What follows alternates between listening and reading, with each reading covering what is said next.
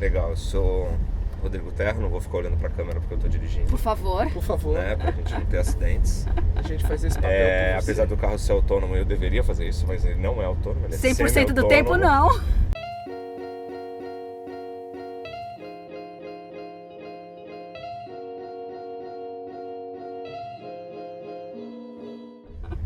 Trabalho atualmente com realidade virtual, aumentada, mista, híbrida, ou qualquer conceito que você queira chamar as novas realidades. A realidade virtual, na verdade, a gente chama tudo de realidade virtual. Tudo que é meio espacial, que você mexe a cabeça, virou realidade virtual. E tá bom, assim, para explicar por enquanto, porque as pessoas não fazem ainda a mínima ideia. Isso. Né? Isso. A gente está aí desde 2014, né, no mundo inteiro, mas assim, a população normal que não tem, que acessa a tecnologia já na segunda fase, segunda, terceira fase, né?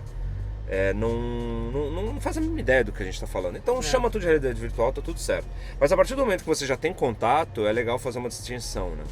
Que existem os vídeos 360, Sim. e todo um mercado que está sendo setado para os vídeos 360, as câmeras 360, Sim. né, rigs de câmera, Isso. cinematografia 360. Então isso é uma linha que está uma linha de estudo e de negócios que, por exemplo, as produtoras de conteúdo, os cinemas, os grandes estúdios estão olhando para ela. Estão começando a pensar Por quê? nisso. Porque o vídeo 360 ele é uma transição mais entendível entre o que é fazer um filme e o que é começar a entender o que é o conteúdo espacial, né? O conteúdo espacializado ou o conteúdo imersivo.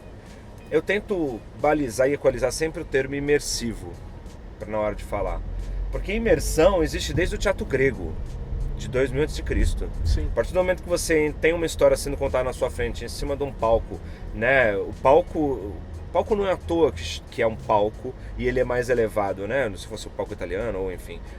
O palco, ele delimita a área do que é realidade, do que é ficção, né? Sim. Então, o que está em cima do palco não faz parte da realidade física, não está no nosso mundo. E aí, quando a gente entra em imersão com aquela história que está sendo contada ficcionalmente, a gente se conecta com ela, né? E a gente entra em catarse. Então a gente vive, ou o nosso corpo, a nossa mente emula uma vivência daquela história, a gente participando ou não, a gente como espectador ou não. Muitas vezes a gente como espectador entra em catarse e fica lá, né? Traduzindo, imerso. viaja. Entra na viagem. Entra na viagem da história ali, embarca junto no trem da história. Rô, isso abre para essa área específica de profissão uma possibilidade de fazer releitura de todas as histórias humanas, né? Porque Sim, a forma sim. que eu gravo e o diálogo e a storytelling para contar, sei lá, a saga do Star Wars do ponto de vista com a tecnologia VR ou 360 é com a pessoa ali, entendeu? Com a presença. Você vai ganhar isso toda uma aí. indústria tendo que regravar todas as histórias humanas que a gente gosta. Vai ter total. trabalho pra Deixa eu caramba, colocar, né? Deixa eu Total colocar trabalho. uma dimensão nisso. Quando você começa a fazer filme, você Esquerda. entende o que é narrativa primeira Paulista. pessoa, Esquerda. o que Pra Paulista. Paulista aqui. Ah, tá. O que é narrativa primeira pessoa, o que é uma narrativa que não é a primeira pessoa. Isso. Numa imersão dessa, você pode pegar o paradigma do Star Wars e fazer uma narrativa você sendo Darth Vader, uma narrativa você sendo totalmente ninguém na diferente, história, exato. você tá Você ali tá presenciando presente. somente, É. uma narrativa você sendo Luke, então você abre uma dimensão para ter 70 versões diferentes de uma mesma história. Eu vou te falar por que eu Exponenciado falo... por todas as histórias que a gente ama. Por que eu falo, quando eu começo a falar de realidade virtual, eu não vou para exemplos do cinema, e não vou para exemplos de televisão, e não vou para exemplos de câmera. Ixi. Erramos! Não. Calma. Não é que vocês erraram, não é isso. O que acontece? A gente está falando de uma mídia, né, nova, espacial. Uhum. Quando a gente usa os exemplos do cinema até agora, os exemplos... se a gente está falando exatamente do teor de roteiro, de história, aí tudo bem. Agora, se a gente está falando de como contar uma história espacialmente, então a gente talvez tenha que olhar para outras mídias anteriores ao cinema. A gente tem que olhar para formas de contar histórias anteriores ao cinema, anteriores à fotografia e à invenção das câmeras. Porque a gente está falando do espaço e da presença física. Sim. Então, quando eu falo do teatro grego na imersão, a gente acha que para a gente poder começar a entender 360 e realidade virtual interativa, contar histórias narrativas espaciais, uma das formas já documentadas e mais antigas é o teatro. Uma volta ao passado para poder construir o futuro. Exato. Porque é lá no teatro existem fundamentos de história e marcações, por exemplo, de posicionamento de palco, por exemplo, que funcionam em realidade virtual, que não funcionam no cinema. Sim. E não funciona na televisão, não funciona em lugar nenhum. Só se tiver um espaço acontecendo. Agora, se a gente tiver um espaço virtual, então o teatro ele começa a trazer um conhecimento de novo, ou ele vira um fundamento para um novo conhecimento que vai surgir, que é o storytelling espacial. Quer dizer, já existe o storytelling espacial, é do teatro. Agora, o storytelling em ambientes virtuais... Onde você encarna dentro da história, porque quando eu coloquei o seu Rift, a sensação é que eu encarnei, né? Ou desencarnei e encarnei em outro lugar. Então, aí é muito louco. Mas não é que você exclui o cinema e a televisão. Você, no cinema e na TV, a gente tem uma forma de contar a história. E essa forma, ela tá aí, né? Tipo, então o cinema tá aí, tá acontecendo, a televisão tá acontecendo. Isso aí a gente tá vivendo o nascimento de um novo meio de comunicação, né? Isso. Que é a tal da realidade mista. Em Hollywood tem uma média que você coloca, depois de 25 minutos do filme, você já apresentou todos os personagens, você já contou a plot principal, um pouquinho do background do que está acontecendo, você já colocou o conflito principal para os espectadores, e aí quem você precisava pegar para prestar atenção e se engajar no filme, você pegou. Quem não pegou, já era. Em televisão, isso pode demorar meia temporada, só que depende de como você vai construindo. Agora, em realidade virtual, não. Em realidade virtual, você demora mais ou menos de 5 a 10 segundos. Caramba! Para você se engajar numa história. Porque é muito imersivo. Porque né? você tá lá. É presente. Você tá lá presente. Você pode estar no mundo do Mickey, né? Da Disney aqui, colorido. Você pode estar dentro de um cartoon, assim. E que aquilo passa a ser sua realidade. Exatamente. E o seu cérebro apreende aquilo como real. Ou aquilo como a sua realidade, né? Tem gente que demora mais para entrar nesse mundo porque fica cético, mas depois de 10, 15 minutos você usando ele, que não esteja com desconforto físico, a pessoa entra, mesmo o mais cético de todos. Porque não tem jeito, seu cérebro começa a se adaptar e começa a entender aquilo como deve ser. A verdade é essa, entendeu? Total. Tudo que consegue escalar e popularizar me atrai. Eu acho que com certeza isso vai acontecer, mas na sua visão, qual é a grande barreira? Ainda hoje? Essa escalabilidade. Eu acho que a gente tá... O papelão do Google. Vai dar a voltinha. Tá. Você vê lá o cardboard e tudo mais, mas mesmo assim... Eu acho que não é isso. O quê? O que tá no mercado hoje, o que está disponível hoje, não é o que vai popularizar. Tá. A gente vai ter os early adopters, vai ter o cardboard, que é uma iniciativa de low entry, né? De entrada baixa, os high-ends, de entrada com preço... lá, mais, né, com o ticket lá em cima. Mas o cardboard é uma primeira experiência. Ela funciona? Ela funciona. Tá ótimo ali. Para a pessoa saber o que é girar a cabeça olhando duas coisas em 3D, tá tudo certo. Sim.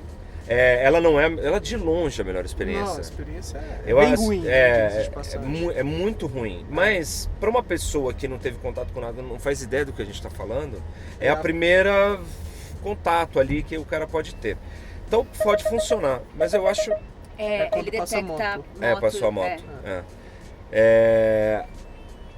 Agora, vai ganhar escala a partir do momento que a gente tornar os devices, e aí é uma coisa, a gente vai tornar esses devices mais leves, que não fique com uma cara de mergulho na cara, que a gente consiga induzir os nossos sensores biológicos de uma maneira mais eficiente do que só um fonão aqui nos nossos ouvidos, ou luvas para poder detectar nossas mãos, conforme a gente conseguir tecnologicamente resolver esses problemas de conforto físico. Porque pensa o seguinte, o cinema lá no começo propôs um novo rito, né, para as pessoas, que era, vamos entrar numa sala com um monte de gente, um pano lá na frente, e a gente vai projetar, né, a gente vai colocar imagens que as pessoas só conheciam, e algumas pessoas só conheciam a fotografia. por que é isso, uma sala escura? Porque é uma questão técnica só. Sim. Né? Porque a iluminação fica... você consegue projetar luz quando você não tem um ambiente de luz, né? Sim. Então, e aí se criou o rito do cinema, se criou o rito de ir no cinema, né? Por conta da técnica. Ontem eu estava na Campus Party com a Almir Almas, com o professor e chefe de laboratório na USP, dentro da ECA, e a gente estava comentando. E ele falou uma coisa muito interessante, que é assim, a tecnologia foi dada na mão de jovens que subverteram a tecnologia. Né? Os Lumière, eles receberam a máquina do Edison, né? O Edison estava já velhinho e preocupado em ganhar dinheiro só, ele não estava mais preocupado com nada no mundo. E aí ele inventou aquele troço, e o pai dos Lumière tinha muito dinheiro, foi lá e falou, ó, brinca aí com esse negócio aí.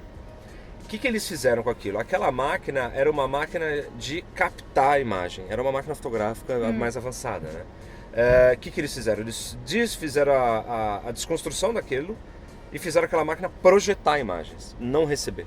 Sim. Então, qual que era o lance? Gente com vontade de experimentar, fazer, que não tenha só o ideal de que aquilo vai dar lucro, mas que está enxergando aquilo um futuro para alguma coisa para o meio. Isso é muito legal, assim. Na hora que a gente pensa sobre esse futuro, eu acredito que somos nós aí que estão com esses equipamentos na mão, que eles são alguns caros pra caramba, mas agora a diferença nossa do começo do século XX ou do meio do XIX é que agora a gente também tem o poder de colocar coisas baratas e criar essa subversão da tecnologia para criar um novo meio de comunicação. Essa subversão, né? Ela está sendo criada por várias pessoas Exato. ao mesmo tempo. E é tudo meio uma mente conectada. É. As pessoas hoje, as pessoas lá atrás não tinham pensamento em rede. Não. Hoje a gente está conectado na internet, né? Vai na faixa do meio para você ir brincando até lá. É uma obrigação nossa. Tipo... né? Estamos aqui pra isso. Não, então, total. É que tá tão gostoso dirigir esse carro, vocês não estão fazendo ideia. A gente faz ideia. É uma delícia. Meu, esse HUD é muito bom também. Né? Não atrapalha em nada. Nada. Então, por exemplo, isso aqui é a melhor aplicação de realidade aumentada que eu já vi num carro. Isso aqui... E é até legal falar isso também, né? Que realidade aumentada não é entretenimento, não é narrativa só, né? Realidade aumentada é serviço também, né? Isso, aplicação em outras áreas de economia criativa e na área da indústria. Esse vai ser realmente uma nova área de conhecimento e um novo meio de comunicação. Assim, eu tenho total perspectiva de futuro que isso já aconteça em 3 anos, 4 anos, assim. Não é agora. A gente está muito no começo das pesquisas. Né? Então, eu acho que um era o device, né? De que ele precisa ser subvertido para conseguir que as pessoas... Vai virar lente, Rô? Sim. Vai. Pra tirar esses óculos de mergulho da nossa cara? Não, e vai virar implante também, implante cerebral. Isso a aí minha, já a minha tem pesquisa. leitura é que o que for mais simples de uso, mais fácil vai ser. O exemplo que eu dou mesmo é assim, parece uma besteira, mas o Pokémon GO ele é o melhor exemplo de interface. Veio de novo, né? Veio de novo, você acabou de falar isso. Eu tava falando no outro caso que toda tecnologia breakthrough precisa quebrar a onda do early adopter. E quando você precisa ensinar algo para as pessoas, você precisa ter um breakthrough que vai ensinar para muita gente de uma vez só. Com certeza. O Pokémon GO fez isso para a realidade aumentada com o mundo inteiro.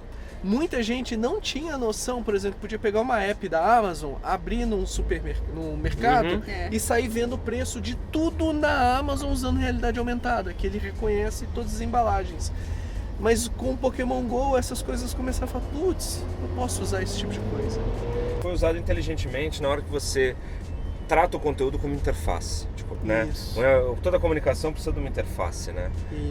E o conteúdo, o Pokémon GO é uma propriedade intelectual que tem, sei lá, 30 anos, 20 anos, não é nada novo, só que tem uma base instalada, que é termo de tecnologia, mas é uma base de fãs. Isso. Né? É uma base instalada de fãs que você ativou essa base por conta de você ativar pela propriedade intelectual.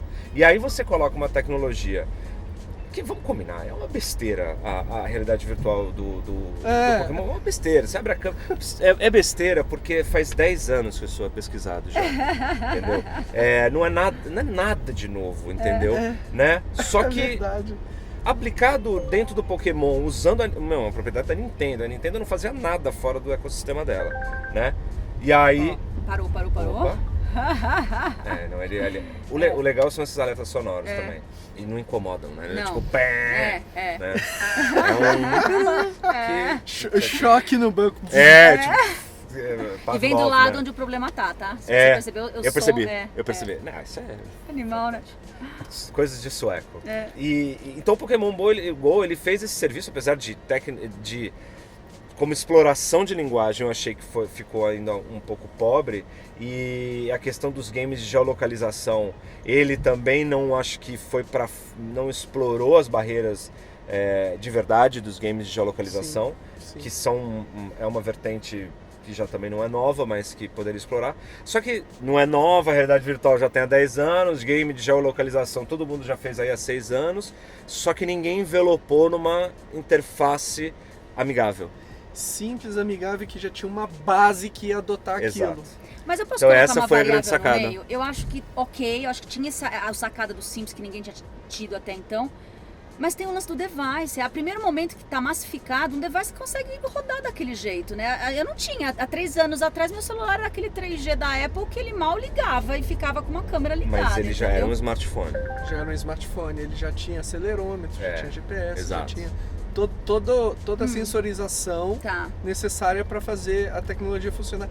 E já tinha, há 3 anos atrás, eu já vi propagandas de gente usando aplicativos aqui na Paulista, que você abria e mostrava o banco tá ali, ali tem a banca.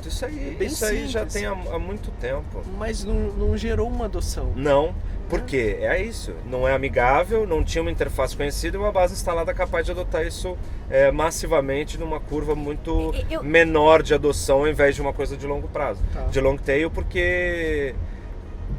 Não dá pra gente ficar fazendo long tail agora em realidade virtual para algumas coisas. Não? Não. A gente não tem nada. A gente tem alguns conceitos que a gente já começou a entender alguma coisa. Tipo, em vídeo 360. Pô, e aí? O diretor não dá pra ficar lá atrás da câmera porque não tem câmera. E não tem atrás ou à frente, né? Então, existem algumas coisas que você vai pensando. Fala, bom, então quer dizer, toda a equipe vira figurante. Caramba. Então, se a equipe vira figurante, eu preciso programar uma produção para ter figurino para a equipe. Sensacional! Entendeu? Sensacional! Então você muda, você consegue mudar a lógica. Eu queria testar essa curva. Olha isso, olha isso! Você vai tendo uns pensamentos correlacionais assim, né? Falou, pô, então se a equipe, eu posso interpretar a equipe como sendo figurante, então eu preciso produzir figurino para todo mundo e vou precisar pensar luz para todo mundo, né? Como é que os diretores de fotografia estão tendo que repensar o uso da luz natural e externa. Então, por exemplo, você vai ter que se voltar para Kubrick. Você vai ter que olhar para Kubrick e Barry Lyndon, por exemplo, que é um exemplo de uso de luz natural no filme inteiro. Então você vai ter que reaprender algumas coisas que você já sabia e explorar isso, né? Porque você não tem que... Outra coisa, você vai ter que esconder refletor. Sim. Você não vai poder mais deixar aparente no estúdio, então você vai ter que cenografar a luz. Então você vai ter que usar a iluminação com luz cenográfica e a luz funcional, que é essa luz a luz que a gente usa para iluminar a cena que não aparece na cena. Então muda. Você vai começar a mudar a lógica de tudo. Só que isso é para vídeo 360. Agora, para realidade virtual interativa, o componente interativo, quando você adiciona no 360, que eu acredito também que é a grande disrupção. Que é quando você começa a criar os simulacros da realidade e você viver o simulacro. Entendi. Aí a gente está começando a entrar em realidade virtual. A IBM tem uma experiência ótima em realidade virtual para Vive, para o HTC Vive, que chama IBM Speech Recognition Toolbox, uma coisa assim. O Toolbox, o que é? Ele é um playground ali que você fala um objeto e o Watson vai lá e reconhece a sua fala e ele tenta buscar esse objeto na internet em 3D e põe no ambiente virtual, né? Isso, por exemplo, a gente já está começando a falar de realidade virtual. Porque a gente está conectando inteligência artificial com realidade virtual. E aí essa inteligência artificial ela vai começar a entender o que são as coisas. Ela claro que a gente sabe que tem aplicações para 1000 coisas, mas para a realidade virtual, ela vai começar a aprender relacionamento com as pessoas. Então você cria personagens, ou você cria figuras que podem ser realmente muito críveis. Imagina isso para e-commerce, por exemplo, você moldar uma persona dentro do Watson, por exemplo, da Luiza, da Magazine Luiza. Mas você construiu um algoritmo assim, de uma complexidade em que você fala, puxa, então eu queria comprar meu primeiro smartphone. Aí eu tô aqui na realidade virtual, né? Eu queria, sei lá, comprar o meu primeiro smartwatch. Vamos falar smartphone, smartwatch. Tá bom. Não é que ela vai buscar no banco de dados só o smartwatch. Ela pode, por exemplo, buscar uma coisa que não existe dentro do banco de dados, porque ela vai fazer essa pesquisa na internet ou às vezes, eu tenho uma visão muito grande de que, por exemplo, a inteligência artificial vai ajudar, e a inteligência artificial aliada com algoritmos procedurais, né, de geração de conteúdo, a máquina criar uma forma, né? Sim. Eu acredito que juntando essas duas tecnologias, a gente vai ter a máquina criando objetos a partir de desejos. De desejo, né? Dela. Então você vai falar, eu quero um dinossauro. Ela, machine learning, ela aprendeu o que é dinossauro e ela vai começar a falar que forma que você quer o dinossauro. Blá, blá, blá, blá, blá. E você vivendo e trocando ideia. Na direita. E isso, o mais legal disso tudo é que você tira dessa criação toda todo o paradigma da pessoa, porque ela vai buscar e vai criar o dinossauro sem preconceitos, sem pré-julgamentos nenhum. Surge um negócio completamente novo.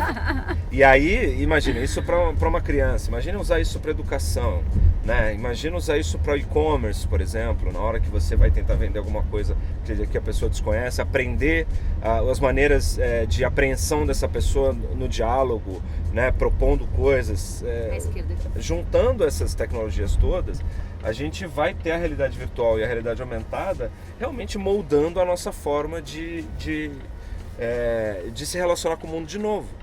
Sim. A gente vai reconstruir mundos. A gente vai criar mundos. Cara, aí a gente vai voltar a conversar isso de novo. A gente parar daqui a conversa para a próxima conversa. Tem que ter um próximo capítulo. Uma cocriação, né? É o mito cocriação e subcriação. Aí a gente pode entrar num outro assunto que é fantástico. O Yavé escrevendo Homo Sapiens e agora Homo Deus. É o grande livro dele agora. A gente para aqui para a próxima conversa, tá bom? Isso aí. Obrigada. Tchau, tchau. Obrigado. Aê. Muito bom.